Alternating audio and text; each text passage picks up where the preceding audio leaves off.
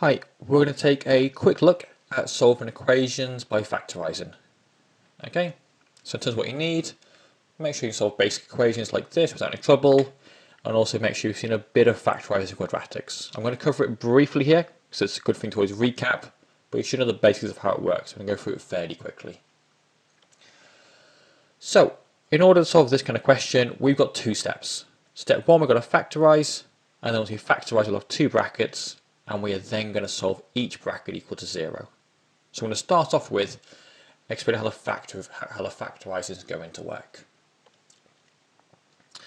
So I'm going to go through 10 examples in all. Half I'm going to expand, half I'm going to factorise, so you can see the general rules and get an eye for the general patterns you're going to want to look out for.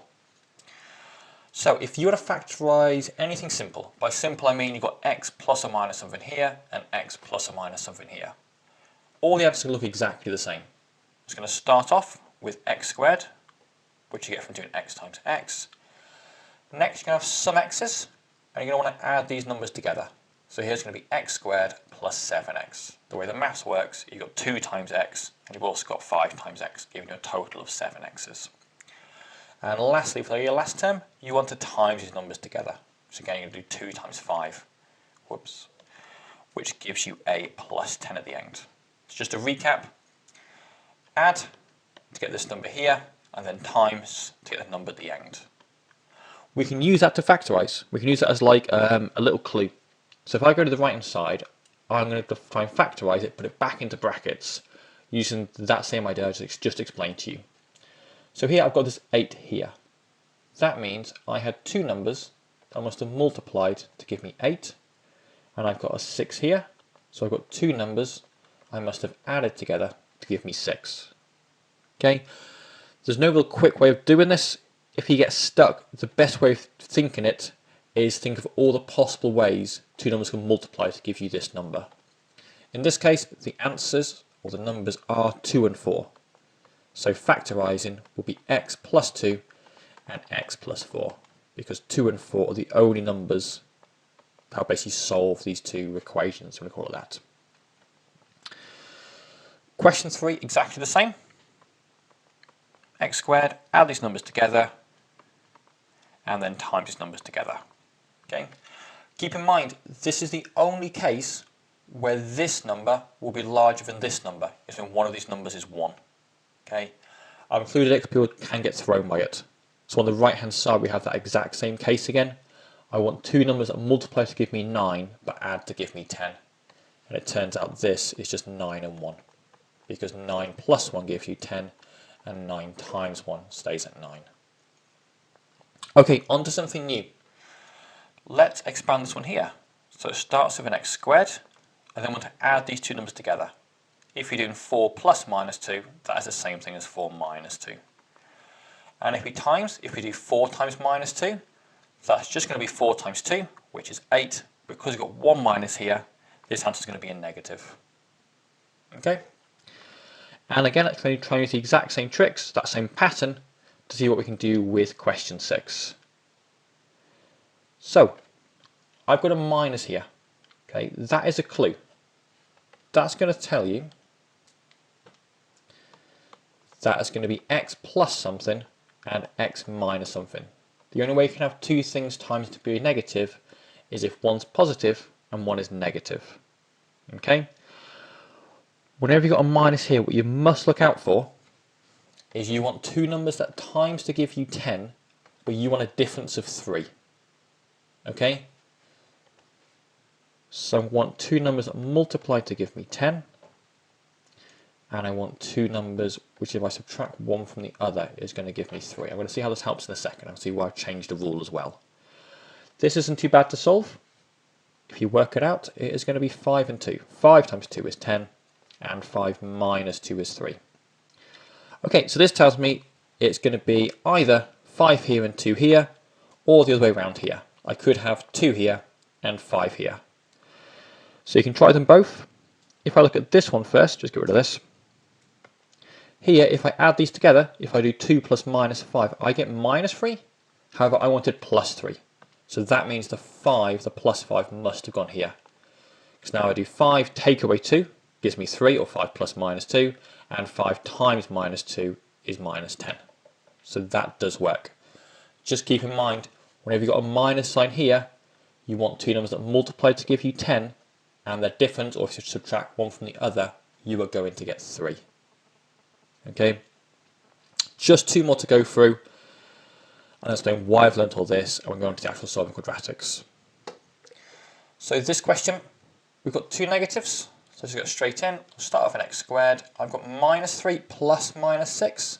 If you add two negatives, you're going to get a bigger negative number. And again, another multiplying rule, if you multiply two negatives, you get a positive. So minus 3 times minus 6 is plus 18. And again, we'll use that trick over here to factorise this. Because I've got a plus here and a minus here, that's a clue. Again, something you want to look out for.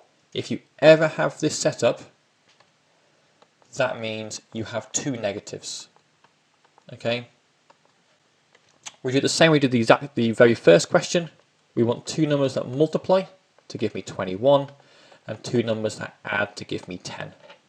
Okay, this one, run around your head in a while, it comes out at being 7 and 3.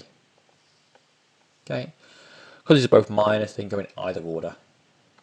Okay, I'm making checks really quickly. If you add minus 7 to minus 3, you get minus 10, and if you times them, 2 minuses gives you a positive, and 3 sevens are 21. Okay, last case, we have this setup here. Do it the exact same way. Start as x squared. We then want to add these numbers together. This one's unique because if I do 5 plus minus 5, I get nothing. So I have no x's. And then for the last term, 5 times minus 5, well, I've got one negative, so we have a minus answer, and 5 5s are 25. And keep in mind, you'll always see this written as just x squared minus 25. Okay, so if you factorise this, this is a case which tends to throw most people off. I see the most mistakes on this kind of question. Key thing to remember is you have like an invisible term here. If I drag this across, there is a plus 0x here. If you can remember that, it really helps you out. So now you want two numbers that multiply to give you minus 49 and add to give you nothing. If they add to give you nothing, they must be the same number, just one is positive and one is negative. In this case, we also know, or you should know, that 7 sevens are 49. So it's going to be x plus 7 and x minus 7. Okay? So I went through all that stuff because if you can't factorise, then you can't solve them. And what you have to realise is that in every single factorising question, you've got to look out for the clues. Okay, let's move on. We can try some real questions now. So first, solving them. If you get to say we've already factorised it, here I've already factorised some question to this form here, we now want to actually solve it. To do that, you're going to take both brackets individually and solve them equal to 0. So if x minus 4 equals 0, hopefully see that means x equals 4, and if x plus equals 0, then that means x will equal minus 6. So here we have two solutions, and in fact it can be either solution. Explaining quickly why this works, if I plug x equals 4 into here, let's grab this down here, I've then got 4 minus 4 times 4 plus 6. And if I look at 4 minus 4, that's nothing. I have 0 times by something, 10 in this case, and anything times by 0 is always 0. So 4 does work. And if I try x equals minus 6, we have the exact opposite thing happening. When in this case, the other bracket will become 0. I've got minus 6 plus 6, that becomes 0. I've then got minus 10 times nothing. Anything times nothing is nothing. So this is also a solution. Okay, so that's why it works. Keep in mind, if you've got two brackets, you will always get two solutions, or very rarely the same solution twice. Okay, just do one example all the way through. So again, we have two steps. Step 1, we factorise, and then we will solve each bracket equal to 0. So going back to what we just said about factorising things. Here, I know these two numbers must multiply to give me minus 6. If I'm multiplying to get a minus number, I must I've had one positive and one negative. This is a special case, possibly the hardest case. If you have one positive and one negative, that means I want to find two numbers that multiply to give me 6, and they should subtract to give me this number here. However, there's no number here. And remember, if there's no number in front of your x's, that means that number is 1. Okay, so here I want two numbers to multiply to give me 6, and the difference, or if I subtract one from the other, I'm going to get 1. This, hopefully super easy, is just 3 and 2. 3 times 2 is 6, and 3 take away 2 is 1. Again, we've got a choice here. It can be plus 3 and minus 2, or it can be the other way around. It can be plus 2 and minus 3. So let's check this one first, see if it works. So here, if I add these two numbers together, I'm going to get minus 1. That's all I need to do is check if it's working, so that is fine. That is the correct factorised form.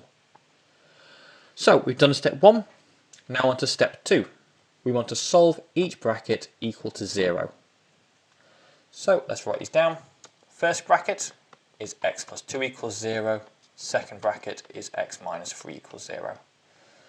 Here I'm going to have that x must be minus 2, and here I'm going to have that x must be 3.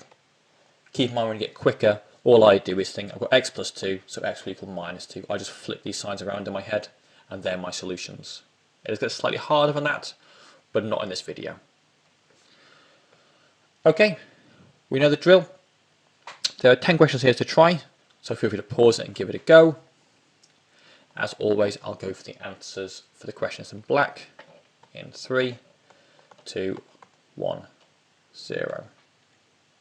Okay, there are the answers for the first 6 questions. Hopefully it wasn't too hard, a lot to take in, but it is a really key skill. Okay, good luck.